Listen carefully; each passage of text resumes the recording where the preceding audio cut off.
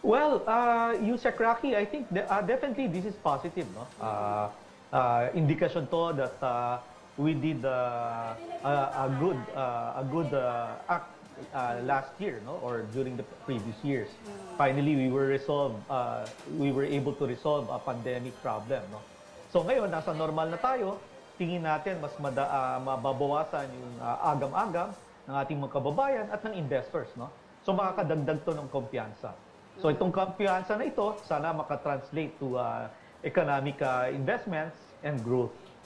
Pero ano naman po yung mga magiging tulong nito sa pagkawala na natin dito sa pandemya, doon po sa mga ipinangako ni Pangulong Marcos sa persona niya na dapat po yung mabigyang katuparan pagdating sa ating ekonomiya?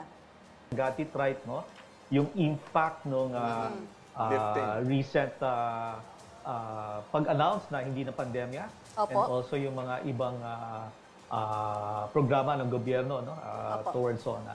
Anyway, kung yun ang pagkakaintindi ko,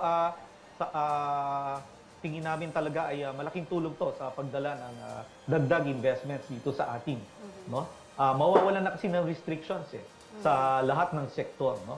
At yung pondo na nakalaan sa pandemya dati ay marirefocus na sa ibang enerhiya ng gobyerno. Ganun rin ang pribadong sektor, no? Mas makaka-focus na tayo sa normalization, which eventually will hopefully move us faster, no, in terms of economic growth.